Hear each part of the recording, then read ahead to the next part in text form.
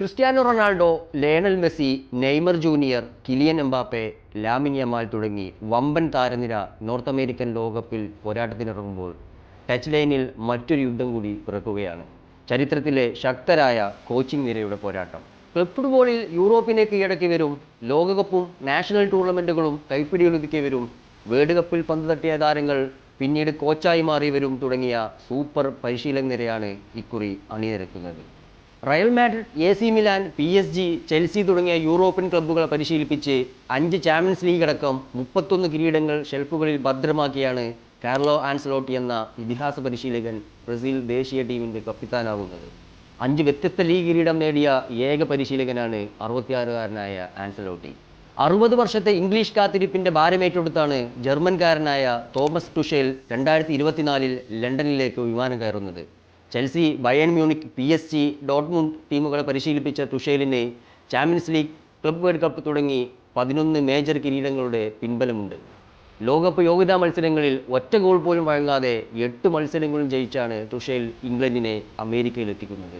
ആതിഥേയരായ അമേരിക്കയുടെ പ്രതീക്ഷകളുമായി വരുന്നത് ചെൽസി, PSG, ടോട്ടനാം ടീമുകളെ പരിശീലിപ്പിച്ച മൗറിസിയോ പോച്ചറ്റിനോയാണ്. ജർമ്മനിയുടെ ജൂലിയൻ നഗൽസ്മാനും ചില്ലറക്കാരനല്ല.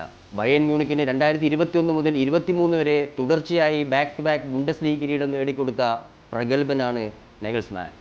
ഫ്രാൻസിൻ്റെ ദിദിയർ ദശാംസും അർജന്റീനയുടെ ലയണൽ സ്കലോണിയുമാണ് നിലവിലെ ലോകകപ്പ് ജേതാക്കളായ പരിശീലകർ.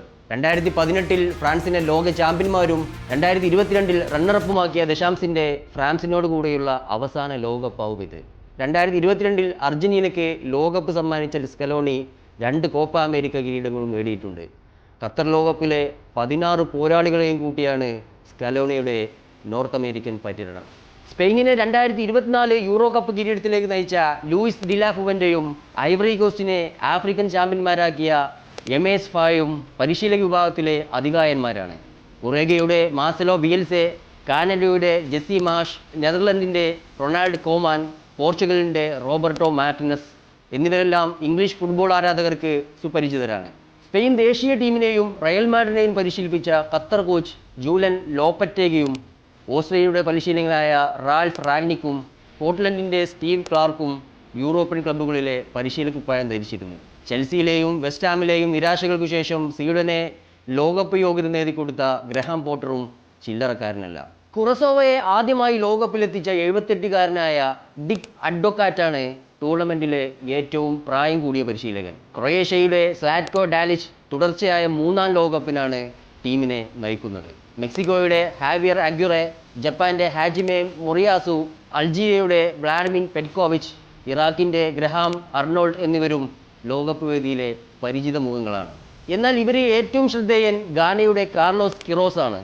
തുടർച്ചയായി 5 ലോകകപ്പുകളിൽ പരിശീലകനായി പങ്കെടുക്കുന്ന ചരിത്രത്തിലെ 3-ാമത്തെ വ്യക്തിയാവും കാർലോസ്. ലോകകപ്പ് നേടിയ താരവും പരിശീലകനുമായ അപൂർവ നേട്ടമുള്ള ദിദിയർ ദശാംസിനൊപ്പം മറ്റൊരു ലോകകപ്പ് ജേതാവും പരിശീലകനായി എത്തുന്നുണ്ട്.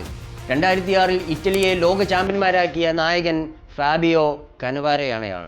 ഉസ്ബെക്കിസ്ഥാനെ ചരിത്രത്തിൽ ആദ്യമായി ലോകകപ്പിലെത്തിച്ചാണ് പരിശീലനത്തിലും താൻ മെയിനാണെന്ന് കന്നവാരോ കാണിച്ചു തന്നത്.